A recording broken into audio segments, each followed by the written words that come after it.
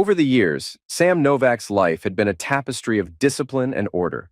A former military man turned security consultant, he built his company, Novak Security Consultants, with precision and integrity at its core. His no-nonsense approach to work mirrored his personal life. Sam believed in accountability, both in himself and those around him, and this unwavering standard had earned him a reputation as a dependable leader. Yet it was this very sense of order that made him particularly attuned to changes, even subtle ones, in his environment. Before launching his firm, Sam had spent a decade in the military, where he honed his analytical skills and developed a deep-seated appreciation for structure. Those years shaped him, not just professionally but personally. Returning to civilian life, he carried with him a commitment to excellence and a sharp eye for inconsistencies, a quality that would later serve him in ways he could not have anticipated. Sam Novak returned to his office on a typical Tuesday afternoon, settling in after lunch. He jotted down some thoughts on two ongoing projects, ideas that had come to him over his meal. Stepping out, he asked his secretary, Layla, to transcribe the notes. She was, as usual, mid-conversation on the phone. Without breaking her rhythm, she acknowledged him, promising to finish the task in half an hour. Then she casually mentioned she was speaking with Dylan, Sam's wife, and her daughter. Layla often chatted with Dylan during lunch breaks, something Sam tolerated without complaint. Dylan's part-time library job left her free on certain days, and Sam trusted Layla's efficiency regardless of personal calls. Returning to his office, Sam focused on his afternoon workload. The morning had been spent reviewing project updates at Novak Security Consultants, his firm. While most tasks were on track, two account representatives were falling short, disorganized, defensive, and prone to excuses. Sam detested dishonesty, finding it far more intolerable than mere incompetence. If they admitted to struggling, he'd reassign them to better-suited roles. Instead, their lack of accountability tested his patience. After addressing emails to maintain client relationships, Sam finally turned to the centerpiece of his afternoon, drafting plans for a security overhaul at an aging downtown hospital. Built in the 1930s, its last upgrade had been in the 1970s. He'd brainstormed preliminary ideas at home, saving them on a thumb drive. However, as he reached for it, he realized it wasn't in his briefcase. A quick mental review confirmed he'd left it on his dresser that morning. Frustrated by his oversight, he grabbed his coat to retrieve it. As he rushed past Layla, announcing his errand, her response was barely registered.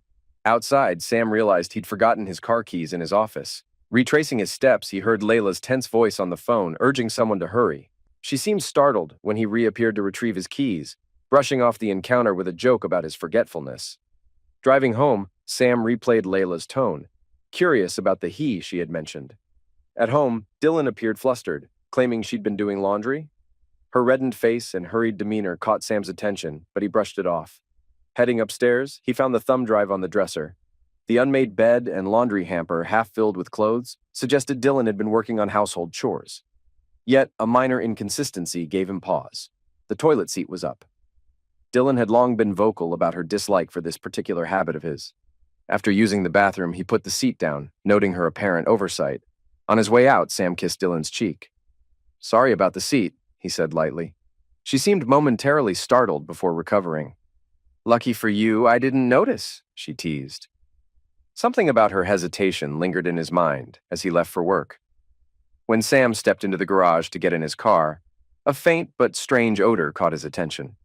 He glanced toward the workbench, suspecting a spill, but found nothing amiss. Shrugging it off, he drove back to the office. On his return, he noticed Layla studying him for a moment, though she said nothing. His inbox had filled in his brief absence, so he dove into clearing it out. Junk emails were deleted swiftly, but many messages required immediate attention. The bulk of the issues stemmed from the same account reps whose sloppy work created constant headaches. Sam resolved again to address their behavior. Their carelessness was frustrating enough, but the lies they used to cover their tracks were intolerable. Later, Layla handed him a shopping list from Dylan and reminded him about the evening's homeowners association meeting. Sam groaned. 2 hours of petty disputes and wasted time.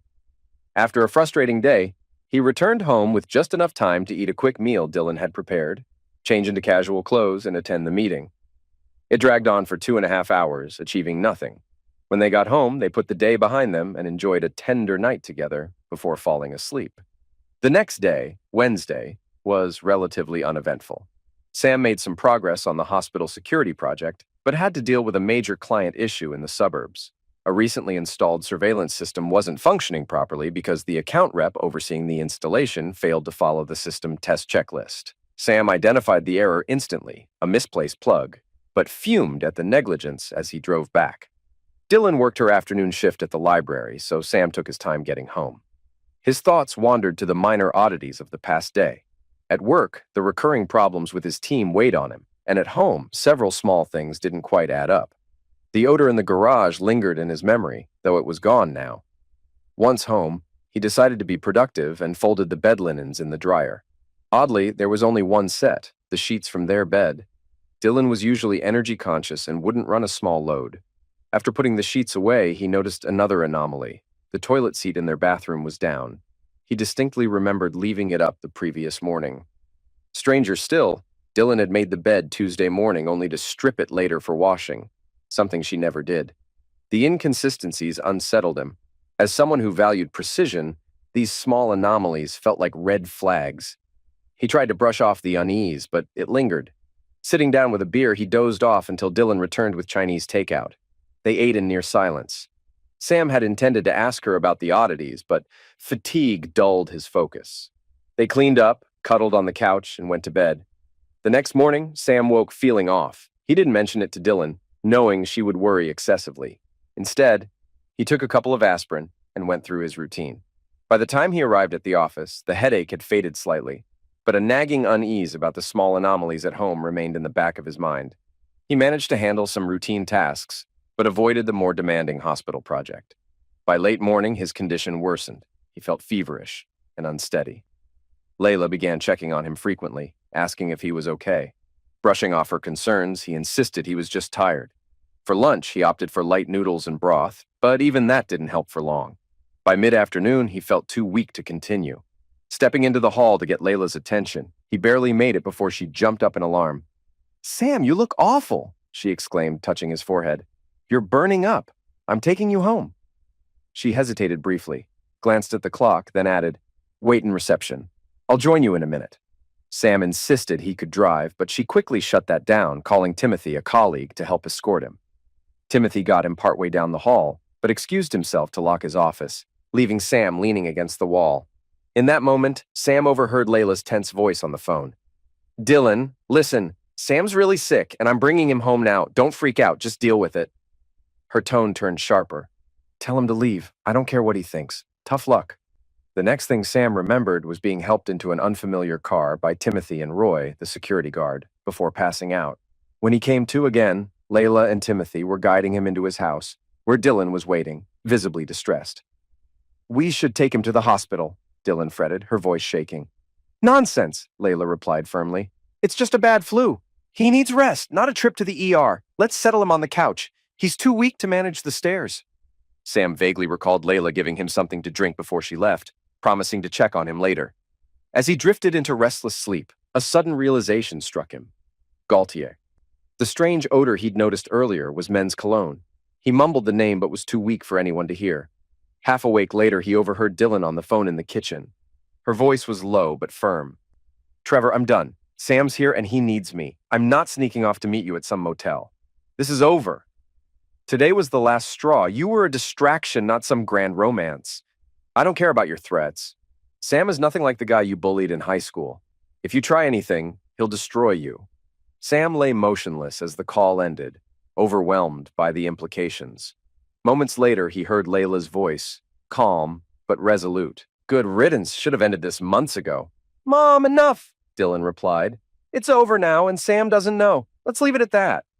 When the conversation subsided, Sam croaked weakly, bringing them both rushing to his side. Dylan asked if their talking had woken him, but he feigned ignorance, blaming a sore throat and cough. They seemed relieved and quickly fetched him something sweet and cold to drink. Sam sipped the juice, his mind swirling with fragmented thoughts. For now, he chose silence, unsure of how or when he'd address what he had learned. Sam's stomach churned as he spent most of Friday in the downstairs bathroom, his body racked with relentless waves of sickness. With nothing substantial to eat in over a day, even the meager noodles he'd managed to stomach came back up, followed by dry heaves that left him exhausted. By noon, Dylan had left for her library shift, and Layla returned to the office, leaving him alone in his misery. The isolation gave him time to think, though not by choice. Between bouts of retching, his thoughts drifted to recent revelations about Dylan, Layla, and Trevor. Clarity began to form, piece by piece. Trevor's cologne, the misplaced toilet seat, the stripped sheets, each was a puzzle piece that now clicked into place. Layla's phone calls had tipped them off, protecting their affair. Sam realized how blind he'd been to the signs, even without hearing Dylan's damning conversation with Trevor days earlier. By afternoon, his stomach settled enough for clear fluids. A few sips revived him, and he risked venturing out of the bathroom, grabbing a book to distract his mind. When Dylan returned early from work, she was visibly relieved to see him upright. She explained that the doctor recommended rest and fluids, and antibiotics wouldn't help with the virus. Sam, still weak but mentally sharp, said little. He now fully understood the betrayal and its players. Dylan fussed over him, urging him to move upstairs for comfort. But Sam refused, unable to bear the thought of lying in the same bed where Trevor had intruded on their marriage. He insisted on staying on the couch, claiming it was fine. Later that evening, he asked if Layla would be coming by the next day. Dylan explained that her mother had plans, a nature hike and dinner with her boyfriend. Sam cut her off, insisting she cancel. His voice was calm but firm, leaving no room for argument. Dylan hesitated but made the call. Her voice hushed as she relayed his request to Layla. Sam overheard her concern. "Mom, you'd better come. I think he knows." Feigning sleep for the rest of the evening, Sam replayed everything in his mind. As night fell, he rejected Dylan's offer again to move upstairs. Instead, he listened as the phone rang, followed by Dylan shouting from another room. "No, you idiot! Never again! Screw you!" The call ended with the sound of her slamming the phone. By Saturday morning, Sam felt slightly stronger after a long shower, though the emotional weight lingered. Dressed and refreshed, he stood quietly in the bedroom doorway, observing Dylan asleep. She still stirred something primal in him, but the emotions now were a mix of habit and biology. His mind, however, lingered on Trevor. He recalled him as one of the high school jocks who used to bully him, a man he once despised. That old anger flared, sharp and hot, but he pushed it down. For now, he decided, there would be no confrontation. Like a seasoned general holding back before the decisive moment, Sam tucked his emotions away. Not yet. Sam changed into a pair of jeans and a casual shirt, opting for comfort. After checking the doctor's suggested recovery schedule, he settled on toast with a thin spread of jelly for breakfast, skipping his usual coffee for tea. The clock read 10:35 a.m. He left a brief note for Dylan. Back by noon, he wanted to confront her and Layla together, avoiding drawn-out questions in the meantime. Driving aimlessly, Sam's thoughts churned. Life, like work, required accountability. Mistakes happened, but lying to cover them up was intolerable. Dylan had betrayed him, violated their marriage, and lied to mask her actions. Layla had enabled her, complicit in the deception. Could he forgive them? Could he trust them again? He didn't have those answers yet, but he was determined to get the truth. At exactly noon, Sam pulled into the driveway behind Layla's car. Inside, he found Dylan and Layla seated at the kitchen table. They fell silent as he entered. Pouring himself a cautious cup of coffee, Sam sat across from them. "Thanks for your care these past few days," he began, his tone even. Layla smiled nervously, but Dylan sat rigid, anticipating more. "Here's the situation," he continued. "I believe my wife Dylan was sleeping with Trevor Brooks in our bed this past Tuesday and Thursday. Layla, you acted as their lookout. Am I wrong?" Dylan's face froze in shock, while Layla flinched, accidentally knocking her coffee cup to the floor. The two scrambled to clean up the mess, stalling the conversation, but Sam waited patiently. Once they resumed their seats, Dylan opened her mouth to protest, but he raised a hand to silence her. "It's my turn to speak," he said firmly. "Dylan, Tuesday morning you made the bed, something you never do if you're about to strip it for washing. When I returned that afternoon, I smelled men's cologne in the garage. It wasn't mine. Afterward, you were doing laundry, but the dryer held only our bed sheets, nothing else. Why? To remove evidence, perhaps." He didn't wait for a reply. "Layla, I overheard you that morning warning Dylan to hurry because I was on my way. Thursday, it was the same, telling her to get him out of there." Dylan shook her head, denying everything. "Sam, this is crazy. I've never cheated on you. There are explanations for all of it." Sam ignored her protests. "Dylan, no more lies. If you want this marriage to have any chance, tell the truth. Did you sleep with him? Did you use protection?" Tears welled in Dylan's eyes, but she stayed silent. Layla wept openly. Sam studied Dylan, noticing the familiar, calculating expression he'd seen countless times on dishonest employees. Finally, she relented. "Trevor was my boyfriend in high school. Dylan admitted. We were on and off through college, and while I knew he wasn't good for me, he kept pulling me back. After graduation, I ended things for good. He married someone else and had kids. I thought he was out of my life until he reached out a few months ago. At first, it was just nostalgic conversations. It wasn't supposed to go further. Sam's voice was icy. But it did. Dylan hesitated, her words faltering. Yes, she whispered. It did. I don't know why. I was stupid. It started a few months ago. I ended it, Sam. I swear I ended it. Sam leaned back, his face unreadable. Inside, his anger burned, but he kept it contained. You didn't end it. Circumstances did. And Layla, you enabled this. You lied to me. Both of you did. Layla began apologizing, but Sam cut her off. Save it. I'm not interested in excuses. He stood, pushing his chair back with controlled force. We'll finish this conversation later, after I decide what happens next. He walked out, leaving them in stunned silence. In his mind, he resolved that the next steps wouldn't be about saving anyone's feelings. They'd be about determining whether trust, once shattered, could ever be rebuilt. Over 6 years ago, life brought Dylan back into Sam's world, and he was astonished by how time and life experiences had shaped her. She exuded strength and confidence, qualities that reignited his love for her. When she accepted his marriage proposal, it felt like a dream, and Sam had poured every ounce of sincerity into their vows. Months ago, as their high school reunion approached, Dylan had hoped Sam would attend with her. But he had resisted, dismissing such events as shallow gatherings full of insincere posturing, something he'd witnessed at reunions of others. Dylan had felt disappointed, believing that if he truly loved and respected her wishes, he would have accompanied her. Looking back, she admitted that her feelings might have been childish, but they were genuine. At the reunion, Dylan found herself enjoying the company of her former classmates. Unlike Sam, who had felt like an outsider during their school years, she had been part of the popular crowd and had fond memories of those times. Trevor, an old flame, was there too, attending alone and without a wedding ring. Although she wore hers, it didn't seem to deter him. Trevor made a bold attempt to rekindle something with her, which she initially laughed off. However, his persistence over the following months wore her down. Finally, she agreed to meet him for lunch, which led to dinner at a local lounge. Though she knew it was wrong, Dylan admitted she concealed it from Sam. Over drinks that night, Trevor made his moves, and while she claimed things only went as far as brief physical contact, she acknowledged how easily she'd succumbed to the excitement and thrill. She justified her actions to herself at the time, thinking it wasn't a true betrayal. Returning home, she avoided Sam, rationalizing her ability to keep the affair hidden.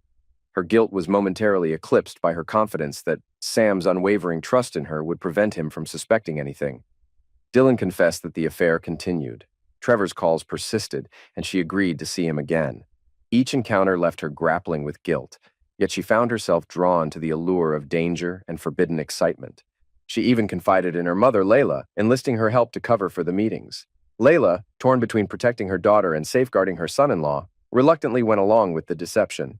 Layla defended her complicity, explaining that her primary fear was that Sam might discover the affair and act out in a way that could ruin his life. Her intention, she claimed, was to protect everyone involved, though the weight of the secret deeply troubled her.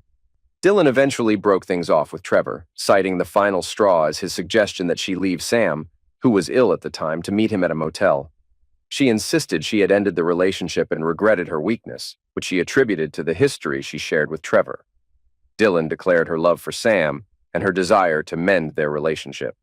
She promised to attend counseling or take any steps necessary to make amends. Layla pleaded for Sam's forgiveness, expressing that her actions stemmed from being trapped in an impossible situation, caught between her loyalty to her daughter and her affection for Sam. As the two women looked to Sam for his response, he grappled with his feelings of betrayal. Layla's silence during Dylan's deception stung deeply. Dylan's confession, with its mix of rationalizations and apologies, left him wrestling with whether forgiveness was truly possible. The weight of the decision lay heavy on him, and both women awaited his next move. What a mess. Sam felt an icy numbness settle over him as he watched his life unravel. He knew it was time to face the hard truth and bring things to an end. Dylan, he began, his voice steady but cold. You cheated and then lied to my face. I know this started at the reunion and has carried on for 3 months. You've been involved with Trevor the whole time. And you're still lying to me now, pretending otherwise. You can't keep a 3-month affair alive with half measures. Spare me the denials. I see it for what it is. And your mother? She betrayed me too, lying to cover for you. I've been made a fool of by both of you. Dylan couldn't meet his gaze, burying her face in her hands, while Layla, ever composed, tried to reason with him. "What are you planning to do, Sam?" Layla asked, her tone pleading. "Please don't make a rash decision. Think this through." Sam's response was sharp. "I won't rush into anything, but I won't let it drag out either. The betrayal is bad enough, but the constant lying to cover it up? That's what makes it unforgivable. I can't trust either of you again. I'll be contacting a divorce attorney next week. Since I don't have direct evidence of adultery, I'll pursue other grounds, but if you fight me, Dylan, I'll take it further. I'll make Trevor's involvement public and I'll sue him for alienation of affection. If necessary, I'll have investigators combing the neighborhood, questioning neighbors about his visits. I'll dig into his work records to see if he came here during work hours. If you cooperate, though, I'll agree to a no-fault divorce and fair alimony. After all, you were a good wife for 6 years, and that means something. I'll give you a month to move out. I assume you'll stay with Layla." Layla nodded reluctantly. "Yes, of course, but Sam, can't you give it more time? You and Dylan had a good marriage for 6 years. She made a mistake, a terrible one, but she's learned her lesson. She'll never do it again." "Never," Dylan echoed faintly. Sam's expression hardened. "You still don't understand. There's no way back from this. You lied, even after I gave you a chance to come clean. I'll never believe another word either of you says." And with that, the decision was made. The beginning of the end. Sam moved into the guest room upstairs that night. By Monday morning, he was at a clinic getting tested for STDs. He didn't trust where Trevor might have been during those months of betrayal and urged Dylan to get tested as well, though he doubted she'd follow through. Her choices were no longer his concern. His results came back clean, though follow-ups would be necessary for HIV. Feeling a sense of responsibility, he decided someone else needed to know. That same day, he called Caroline, Trevor's wife. Her initial reaction was suspicious, especially when he wouldn't disclose his reason for calling. She reluctantly agreed to meet him at an IHOP near the interstate, emphasizing she had only an hour before picking up her kids from daycare. When Caroline arrived, Sam noted how different she was from Dylan. She had a striking beauty, her dark Irish features accentuated by jet black hair and milky white skin, but there was a toughness in her demeanor that set her apart. After they were seated, something she mentioned unsettled him. "You were home when I called," Sam said bluntly. "Why do you have your kids in daycare if you're home all day? Big social life?" Caroline laughed at his audacity. "Well, aren't you the nosy amateur social worker? My kids are at Mrs. Jones's for half the day so I can run my home-based graphics business. I work while they're there, and when they're home, it's full-time mom duty. I adjust my schedule as needed. Trevor prefers me working from home, probably worried I'll meet someone like him if I'm out in the world." Her retort caught him off guard, and he couldn't help but nod, satisfied with her explanation. She wasn't neglecting her kids after all. "Now," she said, her tone firm, "about your call. How do you know all this about Trevor? Do you have proof?" Sam laid it all out, the affair, his suspicions, and what he had overheard. Caroline listened without interruption, her expression unreadable. When he finished, she simply nodded. "I'm not surprised," she admitted. "I've suspected him of cheating before, several times actually, especially after the twins were born. I nearly left him 2 years ago when I caught him, but I stayed for the kids. They were too young for daycare, and I had no way to support myself back then. Trevor's always been more of an absentee dad anyway. Without concrete proof, I couldn't do much." Her words hung in the air, a reflection of the tangled mess of betrayals that now connected their lives. Caroline had no illusions about achieving an amicable divorce. She explained that 2 years ago, she had started her business to gain financial independence, preparing for a future where she might need to stand on her own. When Sam shared that he had recently undergone STD tests, she mentioned having done the same when Trevor's behavior first raised suspicions. She agreed it was time to repeat the tests. Sam acknowledged that one reason he had contacted her was to suggest testing, but there was more. He explained that if his divorce with Dylan became contentious, he might have to call Caroline as a witness regarding Trevor's weekday activities. This would inevitably put her name into public records, linking her to the case. Caroline, however, seemed unfazed. She reasoned that her young children wouldn't grasp the implications, and she had little concern about public attention. She even remarked that with Trevor's pattern of behavior, it wouldn't be surprising if an angry spouse eventually retaliated against him violently. To her, it was only a matter of time before his recklessness caught up with him, potentially exposing everything anyway. Sam couldn't help but admire her strength. Caroline carried herself with an air of resilience, focusing on protecting her children despite the mess surrounding Trevor. She struck him as a tough, practical person, and he wondered why she seemed so familiar. The conversation turned to Trevor's character. Caroline didn't hold back, describing him as a predator without a conscience, someone who would destroy lives in pursuit of his desires. She speculated that he was systematically pursuing women from their high school class, relying on his lingering reputation as the charming quarterback. Though Caroline admitted she wanted a divorce, she lamented the lack of concrete evidence to support her case in court. There were rumors and circumstantial signs, but nothing actionable. She was resigned to the situation, though her frustration was evident. Caroline even reflected darkly on how much simpler life would be if something, or someone, removed Trevor from the picture.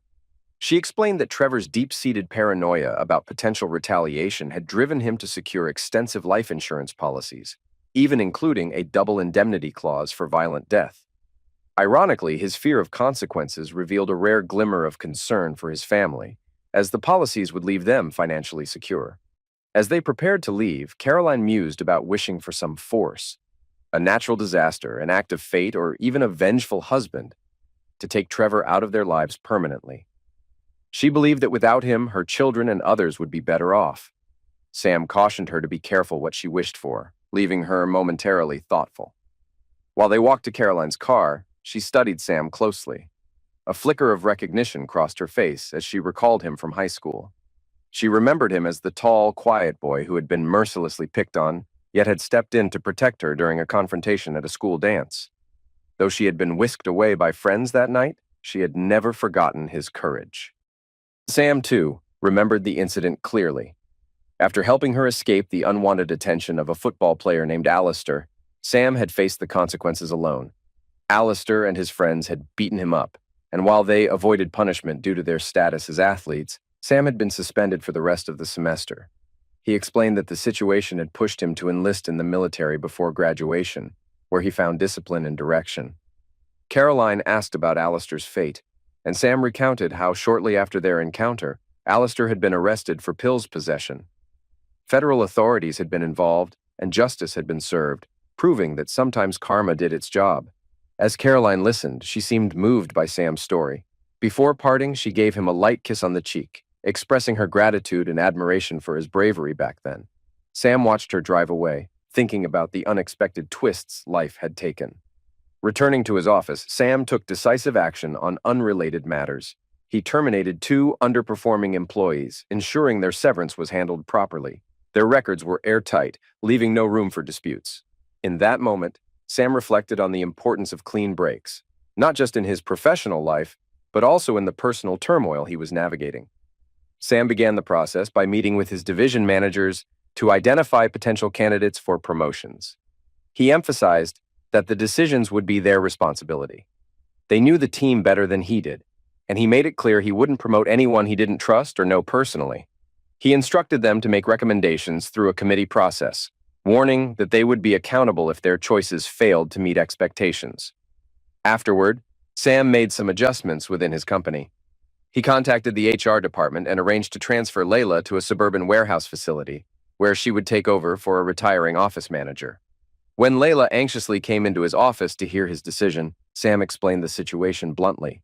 Though he acknowledged her value as an employee, he expressed his loss of trust in her personal loyalty, a breach he couldn't overlook. He informed her of the transfer, which included a slight salary increase and potential for further promotion.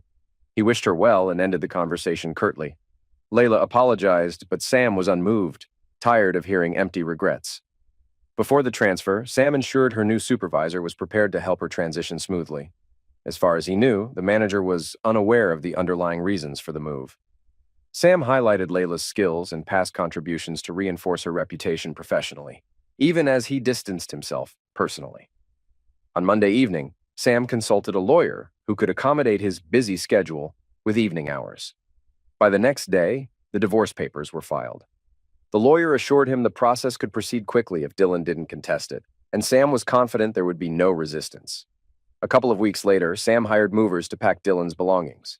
Most of the items were smaller, personal purchases she had accumulated over the years. He left her in charge of the move, avoiding the house that weekend to spare himself the emotional strain of her presence. The process was difficult, but he focused on moving forward. Weeks after the separation, Sam received an unexpected call from Caroline. She was checking in and asked how he was managing everything. He shared updates about Dylan moving out, Layla's transfer, and the divorce proceedings. Caroline remarked on how composed he seemed, noting his methodical approach. Sam explained that when faced with unpleasant tasks, he preferred to make a list and tackle it step by step. Caroline teased that he seemed close to wrapping up his list, with both Dylan and Layla physically removed from his life and bachelorhood on the horizon. Sam admitted there were still a few loose ends to address. When she pressed, asking if she was included in his plans, Sam jokingly flipped through papers, pretending to search for her name. She laughed off his playful response, saying it was better to be on the list late than not at all. In his methodical fashion, Sam continued working through his list. Using a pocket notepad instead of digital tools to avoid leaving a trail, he ticked off each item with precision. 2 appraisers evaluated the house, and their reports were sent to Dylan and her lawyer. Once they agreed on an average value, Sam secured a second loan to cover the equity difference, sending Dylan her share in a cashier's check. He dismantled their large bed, carefully inspecting the frame for serial numbers or branding. Anything traceable was removed or sanded off before the bed was stored in his garage. The mattress and box spring were treated the same way, ensuring no connections to him remained. After receiving the court's ruling on temporary alimony, Sam calculated the retroactive payments from their separation date and sent Dylan a cashier's check for the full amount owed. He then set up an automatic transfer for future payments directly to her savings account, completing yet another item on his list. With every task completed, Sam took another step toward closing this chapter of his life. Each checkmark symbolized progress, a deliberate move toward reclaiming control and independence in the aftermath of betrayal. Sam reached out to Caroline after some time, updating her on his progress. He jokingly mentioned she had climbed to item number 43 on his infamous list, a lighthearted acknowledgement of their growing connection. He shared details about settling his financial obligations with Dylan, ensuring everything aligned with their legal agreements. Caroline asked how Dylan was doing. Sam admitted he wasn't entirely sure, as their interactions had been limited to a single meeting at the lawyer's office. When she inquired about any lingering doubts or regrets, Sam reflected on his feelings. While he regretted the outcome and mourned the 6 years he had invested in their marriage, he recognized that trust, once broken, couldn't be restored. Despite still loving Dylan, he knew there was no way to rebuild what had been lost. Caroline expressed sympathy for Sam, confessing she envied his ability to trust someone so deeply. It had been so long since she'd trusted Trevor that she'd almost forgotten what it felt like. Their conversation trailed off into silence, both lost in thought, before they exchanged goodbyes with a promise to stay in touch. 2 months later, Sam and Caroline met at a park. They walked together, their conversation weaving through lighthearted memories of high school. Sam admitted to having crushes on a few classmates, and Caroline teased him for not realizing some of those girls might have reciprocated his interest. When he asked if she would have dated him back then, she admitted she probably wouldn't have, at least not until she realized the shallow nature of the popular crowd she had aspired to join. However, after he stood up for her at the dance, her perspective shifted, and she began to see him differently. She had searched for him at school afterward, but hadn't known his name to ask about him.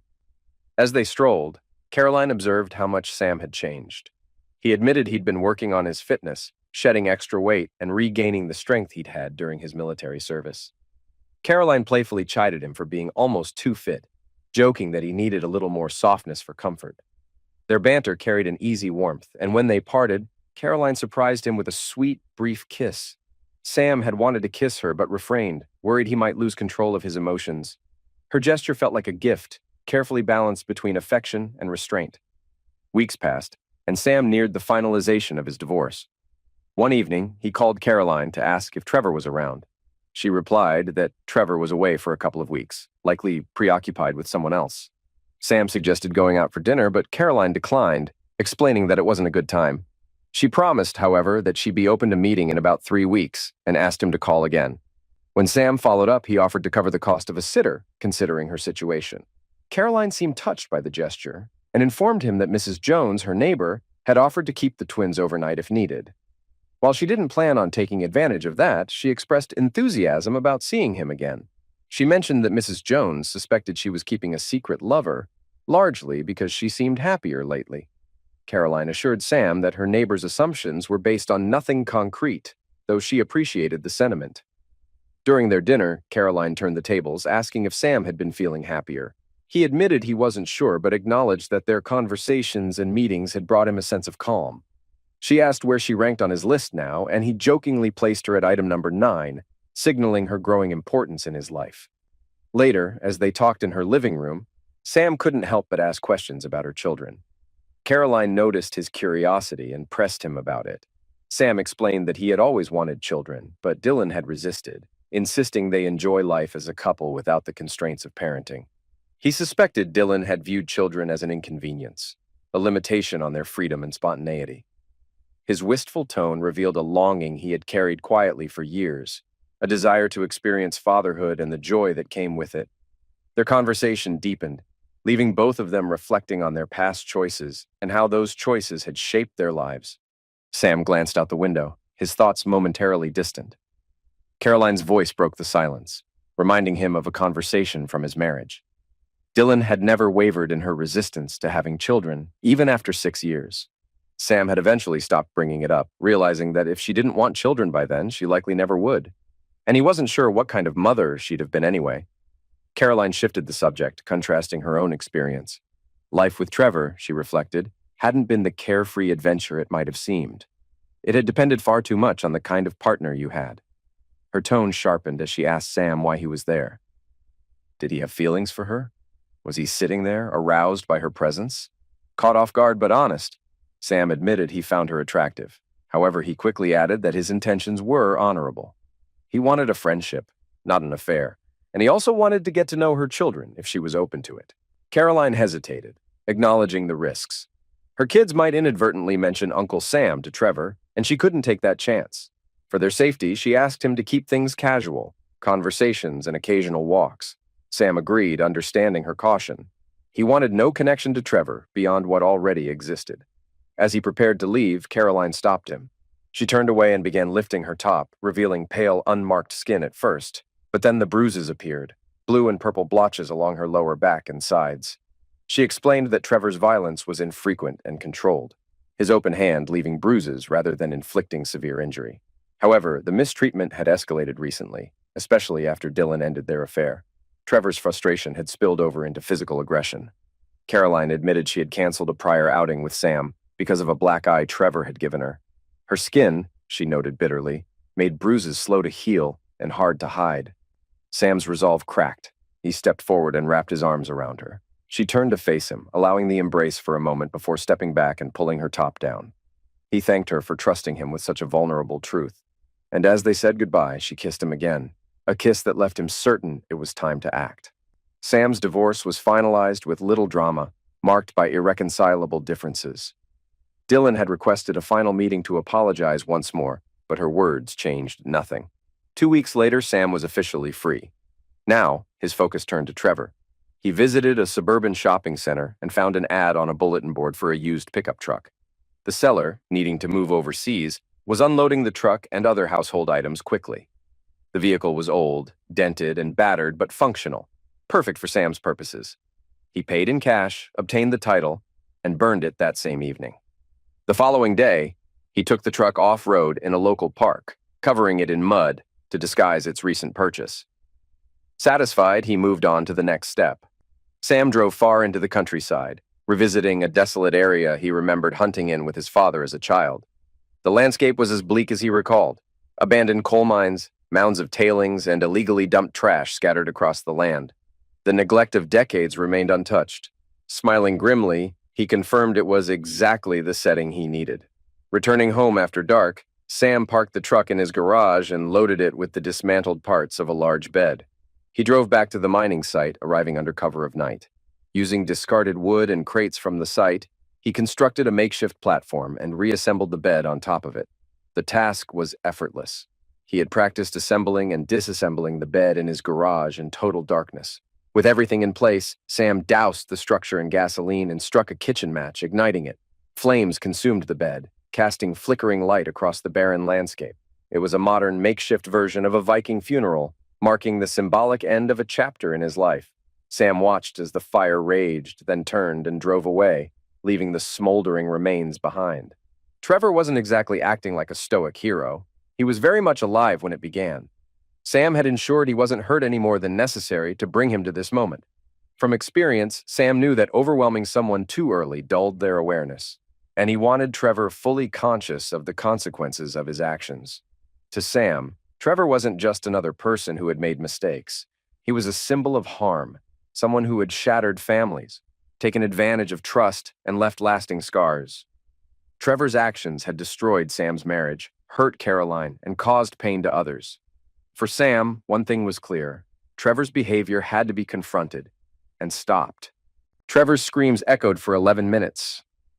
When silence finally fell, Sam used Trevor's phone to call in an anonymous tip to the local sheriff's office, wiped the device clean, and tossed it onto the burning pyre. The task was complete. Sam didn't feel an ounce of guilt. He had done worse to better men during his military service. Trevor, in comparison, deserved every second of it. Driving south in the battered pickup truck he had acquired for this purpose, Sam continued his plan. He traveled for hours until he reached a dingy strip mall with a 24-hour diner. After fueling up at a nearby Citgo, he parked the truck conspicuously and left the key in the ignition. He deliberately walked past a group of rowdy young men who loitered near the diner, casually bumping one and provoking a glare. But Sam's commanding presence dissuaded them from reacting. After a slice of pie and coffee, he exited the diner to find the truck predictably gone. He walked a mile to a bus depot, caught a ride home, and slept peacefully the entire way. In the days that followed, investigators identified Trevor's remains. The unusual circumstances surrounding his death drew significant attention, leading detectives to delve into his life. Their investigation revealed connections to Dylan, tracing back to the high school reunion. They compiled a hefty file on Trevor, and Sam inevitably became a person of interest. His service record, though partially redacted, hinted at his expertise in unconventional warfare, making him a compelling figure for the detectives. Detective Sergeant Bishop questioned Sam extensively. Bishop probed why Sam, as the president of his company, had personally traveled to a client's site on the same day Trevor met his end. Sam explained that the client, a close friend and former commanding officer, had specifically requested his expertise. When asked about his military record, including his Silver Star commendation, Sam deflected, pointing out its irrelevance to the investigation. Bishop pressed further, recounting Sam's actions during a mission where he had single-handedly eliminated 43 hostiles to save his injured teammates. Sam's responses were calm and measured, his demeanor unwavering. The detective shifted focus to the new bed Sam had purchased shortly before Trevor's death. Bishop asked what had happened to the old one, and Sam claimed he had donated it to Goodwill, providing a receipt to back his story. Though Goodwill confirmed the donation, the bed's trail ended there, as it had been sold for cash. The lead fizzled, leaving detectives with a multitude of other potential suspects to explore. During the weeks following Trevor's demise, Sam maintained his routine while the investigation unfolded. Caroline called 3 months after Trevor's funeral, just a week after Sam's divorce was finalized. Her timing didn't surprise him. Their earlier conversations had hinted at her awareness of certain events. Still, Sam wondered what she wanted. Was it blackmail? Exposure? He knew it was one thing to wish someone dead, but quite another to face the grim reality of that wish being fulfilled. When they spoke, Caroline revealed her intentions. Blackmail of a sort. She demanded his presence, but not for money or secrets. Instead, she insisted he come over for a home-cooked dinner. Sam couldn't help but laugh. The widow Brooks wasn't naive, nor was she frightened of him. She seemed to understand exactly what he had done and why, and she wanted to see him anyway. The evening was a lively, chaotic affair as Caroline's 2 children warmed up to their new Uncle Sam. Initially, they were wary of him, intimidated by his towering height and unfamiliar presence. Their confusion lingered as they tried to understand why their father was gone. Caroline's hesitant explanation, that he was in heaven, lacked conviction, leaving them puzzled and unsure. Realizing his stature was part of the issue, Sam dropped to the floor to their level. The kids, Charlie and Nancy, both inheriting their mother's coloring, were thrilled to suddenly loom over him. Before long, they were climbing all over him, their fear dissipating with every giggle.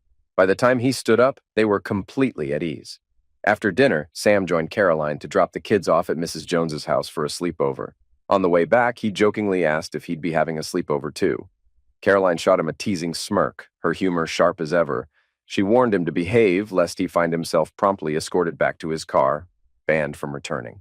Back at her house, Caroline made a half-joking confession about her nervousness. She mentioned hearing a rumor that the bogeyman who took Trevor might be nearby. When Sam asked where she'd heard that, she smirked and admitted it was from the voices in her head. They laughed, but the undertone of truth was clear. Trevor's absence still loomed large. Months later, Caroline posed a direct question. When was Sam planning to propose? Her casual demeanor couldn't disguise the weight of the inquiry. Sam, however, grew serious, voicing concerns about the scrutiny their marriage might attract from detectives. Caroline dismissed the worries confidently, assuring him that no evidence could ever tie him to Trevor's death.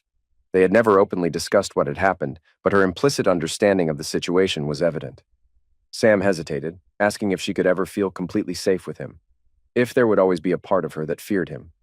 Caroline cupped his face and looked directly into his eyes. With conviction, she reassured him that she trusted him entirely, believed in his moral compass, and would never be afraid of him. Her confidence extended to her children, whom she believed would feel just as safe with him. Sam, deeply moved, tried to address her lingering trust issues after Trevor, but she interrupted, reminding him that he had already placed his trust, and potentially his freedom, in her hands. That act of trust, coupled with her love for him, erased any doubts she had. Caroline pressed him again, playfully demanding a proper proposal. Sam, caught up in her charm, knelt down on one knee. She laughed, warning him that a proposal wouldn't count without a ring. Sam pretended to fumble through his pockets before producing one, its delicate band dwarfed in his large hand. Caroline inspected it skeptically, jokingly accusing him of recycling Dylan's old ring. Sam assured her it was new, humorously claiming he'd chosen it over a basket of tomatoes at a roadside stand. Caroline gave in, throwing herself into his arms with a joyful squeal. Sam held her tightly, marveling at how far they had come. When she teased him about whether this was just his way of repaying her for saving her from Alistair, she grinned, hinting that her gratitude would come later. As expected, their marriage stirred the waters. Investigators revisited Trevor's case, retracing old leads. The renewed interest was short-lived, though, and the case was soon shelved indefinitely. Detective Sergeant Bishop visited Sam one last time, his tone heavier than before. Over a quiet conversation on the patio, Bishop revealed a personal connection to the case. Trevor had victimized his daughter-in-law, Rebecca. She and Bishop's son, Charlie, had been part of Sam and Caroline's high school class, a reminder of Trevor's predatory nature. Bishop recounted Rebecca's difficult experience, detailing how Trevor had taken advantage of her vulnerability as a police officer's wife. He had coerced her into an inappropriate relationship and used compromising photos to control her. To make matters even harder, Trevor's actions had drawn others into the situation, intensifying her distress. Bishop's voice trembled with a mix of anger and sorrow as he explained how his family was striving to heal, seeking support through counseling, and working to rebuild their lives. Sam listened, his respect for Bishop deepening. He recognized the devastation Trevor had caused, not just to his own life, but to countless others. As the conversation ended, Sam couldn't help but reflect on how far he and Caroline had come, and the strength they'd need to face the future together. Warren sat silently for a moment, his eyes fixed on his tightly clenched fists. The weight of his words seemed almost too heavy to voice, but eventually, he began. Charlie came home after his shift to find Rebecca on the bathroom floor. Her wrists were slashed. It was right after one of those nights. His voice cracked, but he forced himself to continue. They saved her with a transfusion, physically at least. But mentally, she was gone, somewhere far away. We didn't know how bad things were until that anonymous tip came through. Once Trevor's body was discovered, we started digging deeper. But Rebecca, she wouldn't tell us anything. Letting out a deep sigh, Warren shook his head. Trevor had a habit of running his mouth, he said bitterly. And when we leaned on his accomplices, they gave up everything. Sam listened quietly, absorbing every word as Warren laid out the grim details. After Charlie told Rebecca that Trevor was dead, it was like a switch flipped. She started responding to treatment, slowly, but she's coming back. A few days ago, we sent Charlie out of town on a case, just to keep him away while we made our move. While he was gone, we arrested the 2 other men involved. If Charlie had known, I'm sure he'd have gone after them himself, tool in hand. That's not something we could allow. Warren's expression hardened briefly before a flicker of satisfaction crossed his face. Those 2 are facing more charges than they'll know what to do with. The evidence is solid. They'll be locked away for a long time. And Rebecca? She's healing. The doctors think she'll be ready to come home soon. Sam gave a slight nod, his voice calm but sincere. That's good to hear, Warren. For her and for Charlie, they deserve that. Warren hesitated, his tone softening as he added, There's something else I need to tell you. Charlie wants to reach out to you, but he's ashamed. He was one of the kids who jumped you back in high school, that fight that got you suspended. It's been eating at him, especially now, knowing everything you've done. A faint smile crossed Sam's lips. That's all in the past. What matters is the man he is today. If he wants to talk, I'd be happy to see him. And Rebecca too, when she's ready. Warren stood, signaling the end of their conversation, but he lingered for a moment. I thought you'd like to know that the case is officially closed. You don't have to worry about it resurfacing. As long as I have a say, it's staying that way. He extended a hand and Sam shook it firmly. Thanks, Warren, Sam said, his voice steady. Warren gave a faint nod, his words final but sincere. No, Sam, thank you. Then, without another word, he turned and walked away, leaving Sam to process the quiet resolve of the moment.